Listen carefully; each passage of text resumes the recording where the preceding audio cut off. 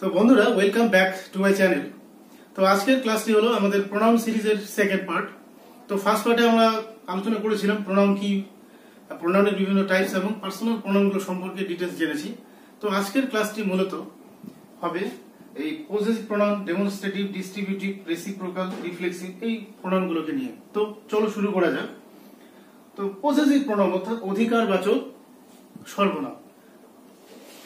তো এই প্রোনাউনগুলো কি হয়, যে কোনো ব্যক্তি বা বস্তুর উপর আমাদের যখন অধিকার বর্তায়, কোনো জিনিসের কথা, বস্তুর কথা আমরা বলে থাকি, তো তখন প্রোনাউন হিসেবে mine, ours, yours, theirs, his, hers, thine এগুলো ব্যবহার করা হয়। এবার মাই, আমার অর্থে মাইন, আমাদের অর্থে আওয়ার্স, তোমার বা তোমাদের অর্থে ইয়োর্স, দেয়ার্স অর্থাৎ তাদের অধিকার অর্থে দেয়ার্স, হিজ তার অর্থে মাস্কিউলিন জেন্ডার, হার্স ফেমিনিন জেন্ডারের ক্ষেত্রে, এবং দাইন অর্থাৎ ইয়োর্স যে আছে, এই দাইন আর ইয়োর্স কিন্তু সেম। তবে দাইন হচ্ছে একটু, যেমন আমাদের আগের দিনে কি হয়েছে, বিশেষ করে কবিতায় আমরা এই দাইন কথাটির ইউজ দেখতে পাই। তো এই প্রোনাউনগুলো কি হয়, বাক্যের মধ্যে কখন ইউজ হয়, যখন আগে থেকে কোনো নাউনের সম্পর্কে বলা হয়, তো তখন সেই নাউনগুলোর প্রোনাউন হিসেবেই কিন্তু নাউনগুলোর প্রোনাউন হিসেবে এই যে mine, yours, ours, theirs, his, hers, thine এগুলো ব্যবহার হয়ে থাকে। তো এই প্রোনাউনগুলো ভার্বের সাবজেক্ট হিসেবে এবং অবজেক্ট হিসেবে কাজ করে। আর একটা জিনিস হচ্ছে প্রিপজিশনের অবজেক্ট হিসেবেও কাজ করে থাকে। তো প্রথমত কি হয়, যে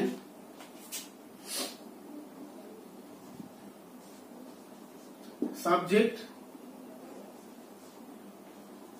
অবজেক্ট অফ, অর্থাৎ বাক্যে ভার্ব অর্থাৎ ক্রিয়াপদের সাবজেক্ট হিসেবে এবং অবজেক্ট হিসেবে ব্যবহার হয়ে থাকে। তো যেমন উদাহরণ দেখো, যে yours is a new car, please save his life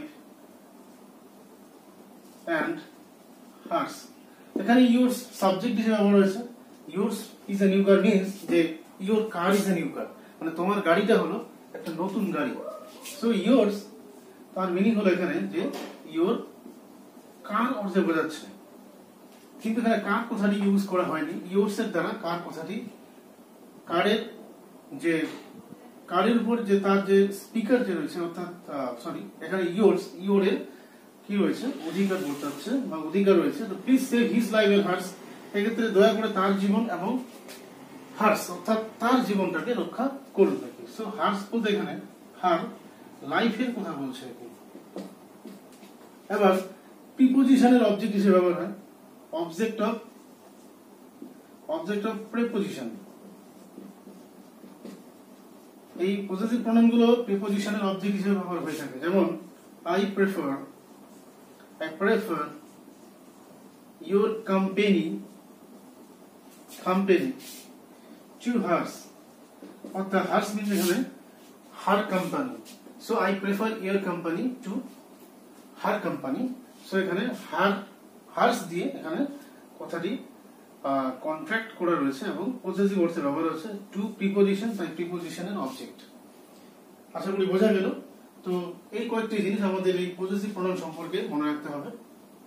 আর যেহেতু এগুলো আমরা জানি যে first person, second person, third person, already আমি ফার্স্ট ক্লাসে বলে দিয়েছি যে মাইন, আওয়ার্স, ইয়োর্স। তো সেই অনুসারেই আমাদের ফার্স্ট পারসনের ক্ষেত্রে মাইন, আওয়ার্স, সেকেন্ড পারসনের ক্ষেত্রে ইয়োর্স, থার্ড পারসনের ক্ষেত্রে দেয়ার্স এবং হিজ, হার্স এগুলো ব্যবহার করা হবে। তো নেক্সট আমরা আসবো এবার ডেমনস্ট্রেটিভ প্রোনাউন। ডেমনস্ট্রেট করা মানে প্রদর্শন করে, অর্থাৎ কোনো কিছুকে ডাইরেক্টলি আমাদের পয়েন্ট আউট করে বলে দেয়। তো কোনগুলো, যেমন this is a cat, this are cats. So this is a tree, this are trees, that is a pen, those are apples. So there is these and these, that, those. এই these হচ্ছে এই this singular এবং এই this হচ্ছে plural, singular plural, that singular plural.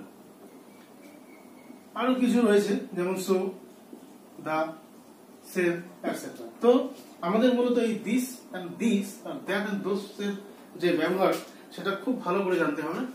তো this এবং this, এই this কথাগুলো নিয়ারনেস বোঝাতে, কাছাকাছি কোনো কিছুর অবস্থান বোঝাতে, বা আমাদের বর্তমান সময়ের কথা বললে, বা কোনো চিন্তাধারা যেটা নিয়ার অর্থে বোঝাবে, সেক্ষেত্রে কিন্তু আমরা এই দিস সিঙ্গুলার এবং দিস প্লুরাল অর্থে ব্যবহার করব।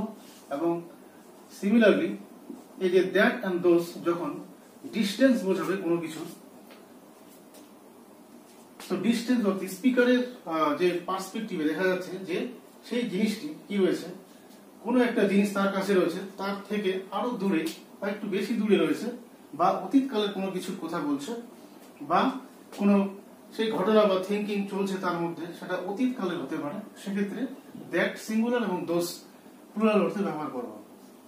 তো নিয়ারনেস এবং ডিস্টেন্স বোঝাতে, নিয়ারনেস বোঝাতে this and this, and that and those distance বোঝাতে আমরা ব্যবহার করব। এবার আমরা কিছু উদাহরণ দেখে নিব। দিস এন্ড দিস দিয়ে, this is a dog. So this এখানে a dog অর্থাৎ সিঙ্গুলার অর্থে ব্যবহার হয়েছে। এটা যদি প্লুরাল হয়ে যায়, dogs হয়ে যায়, তাহলে these are dogs। অর্থাৎ আমি বলে দিচ্ছি, পয়েন্ট আউট করছি এখানে যে this is a dog, these are dogs, অর্থাৎ সেগুলো আমার যে স্পিকার যে রয়েছে তার কাছাকাছি অবস্থান করছে। সো কাছাকাছি বা নিয়ারনেস অর্থে আমরা দিস এন্ড দিস আর দ্যাট দিয়ে ধরো যে দ্যাট ইজ এ বার্ড, এটা একটা পাখি, ওই যে একটি পাখি, অর্থাৎ দিস বাংলা কি বলবো যে এটি হলো এই হলো একটি কুকুর, দিস অর্থাৎ এইগুলি। এবার যদি দ্যাট বলা হয় সিমিলারলি, তাহলে কি হবে যে ওই অর্থাৎ ওই মানে দূরে বোঝাচ্ছে, তো ওই যে একটি পাখি। প্লুরাল হয়ে গেলে কি হবে, দোজ আর বার্ডস, ওই যে কতগুলো পাখি। তো দ্যাট এবং দিসের যে this and this nearness and that and those হচ্ছে ডিস্টেন্স অর্থে ব্যবহার করা হবে। এবং এখানে আরেকটা পয়েন্ট আমাদের মনে রাখতে হবে, সেটা হলো যে যখন দুটো জিনিসের কথা বলা হবে, দুটো জিনিসের তুলনা করা হবে, তখন পরের জিনিসটি কথা বোঝাতে আমরা ওই দিস বা দিস এবং আগের জিনিসটির কথা বলতে, যেটা প্রথমে আমরা উল্লেখ করেছি, সেই জিনিসটির বা সেই ব্যক্তির কথা বললে আমরা দ্যাট বা দোজ ব্যবহার করব। উদাহরণ একটা দেখে নিই, যেমন